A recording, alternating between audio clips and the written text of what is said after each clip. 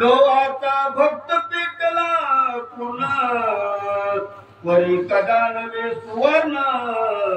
कर्मगण पूर्वीचे अवकाळ कर्मगतीने आणि त्याला काय करील बुद्धी विचारली याप्रमाणे परी चालता पण लोखंड बी आहे परिचय पण लोखंड जवळ आहे परीस बी आहे पण परी लोखंडाचं स्वर जाणलं लोखंड म्हणजे माझं झोपलेलं कर्म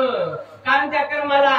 त्या परिस्रूपी स्पर्श झाला नाही असे बाई जीवाला खाऊन घेऊ लागली झाले दोन प्रहर यामिनी बाईच्या झोपलसे नयनी अति दुःखाकुल होनी घरी मनी पश्चाताप एकदा माणसाला चिंता लागल्या झोप येत नाही खाणं पिणं माणसाला आवडत नाही मग बाईला दोन घटका झाली रात्र बाईला झोपला आणि बाई तेच चिंतन करू लागली वारसित सोबळ चांदणे निघाले भायन घरातून दिसले एक काळे भोर स्वान गेले खेटून मागिसी सगळं चांगलं होतं इतका प्रकाश पडला होता बाईला काही थोडी लागली तर बाईला असा भास झाला की बाई काळा कलरचं स्वान म्हणजे पुत्र बाईला खेटून गेल्यासारखं बाईला भास झाला वाचे महाराजाने आन भाकरी घेऊन गेले तशी उघडून दुडी पाहिले मध्ये नसती भाकरी देव एवढा निष्ठुर नाही हो कसं ध्यास जर त्याचा रात्रंदिवस केला कुठंतरी जमा होते त्या देवाला वाटतं बा एवढा भक्त कारण बाईने चुकून देवाला कळते योगी त्रिकाल देणी येत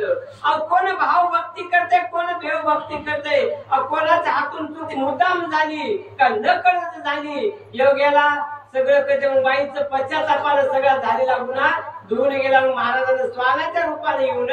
भाकरी घेऊन गेले कांताचा संकेत जैसा कळे कांती व्रत की गुह्याची साक्ष देत मन एकती निश्चय जसं नवरा बायको येतं ज्याचा त्याचा संकेत माहित आहे एखादा त्याचा त्याला पुन्हा माहित आहे तसं योग्याची पुन्हा बाईला पटली होती प्रकार तिचा भक्तान ईश्वरांचा साचार एकमेकांचा ठाऊकी वर्म एकमेका आपण सद्गुरूला अनन्य भावेचं शरण गेलं तर एक जसं गंगेमध्ये काय काय मिळतं नदीचं पाणी वड्याचं पाणी तर येऊन गंगा पुन्हा अलग पाणी होतं जसं आपण एकरूप सद्गुरु संघ झालं तर सगळं आपलं मनोगत सद्गुरू ओळखून घेतात धन्य धन्य दिनाचा साक्षात्कार ईश्वरांचा धुराळा ज्ञानाचा झाला प्रकाश अंतरी धन्य धन्य दिनाचा म्हणजे साक्षात्कार संतांचं दर्शन झालं संतांचं दर्शन झाल्यावर पाप ताप काहीच शिल्लक राहत नाही सगळं धुरुळा उडून जाते उडूनिया होय कष्टी पाठ झाली मोठी जाऊनिया दाखटी विचार केला मग कसं पाठ झाल्यानंतर पूर्वीच्या काळात टायमाला काम होते जरा जरा चाली निघाली की बाईचं जात चालू होत काम करत मग खोकलून कारण उठवायचं असलं तर पाताच्या नाव घ्यायची पद्धत नव्हती धनी असलेल्या दारात झोपले कारण बाईला झाडून काढायचं सारवण करायची पण उठा मात्र खोकलून बाईने इशारा दिला जागी होऊन मटपती कोण आहे विचारती झाली बाई सांगती मी काय हो कारवारी मग कसं मटपती विचारू लागले झोपेतून उठल्या कोण आहे गड्या म्हणे तिने म्हणे कारभारी मीच आहे म्हणून बाईनं सांगितलं विचारती येण्याचे कारण लिंगाबाईने दिले ओळून तरी मारुती आप्पा उठून कृत्या केली कोणती मालकाने विचारलं बाईनं उठतं पण मारता दुसरा एक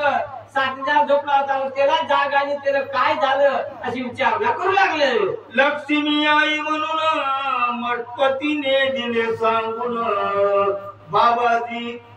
बाबूराव बाबाजी पाटील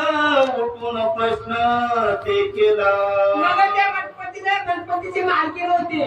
मग त्या शेजारी जे झोपलेले दोस्त मग ते समजा कोणी ते म्हणजे कोण आहे आता नाव घेत मला लक्ष्मीची आई आहे असं त्यानं सांगून दिलं. विचारिती घाई घाई बाहेर काल्या लिंगाबाई म्हणाली अहो दादा काही नुसती कशी खाली भाकरी.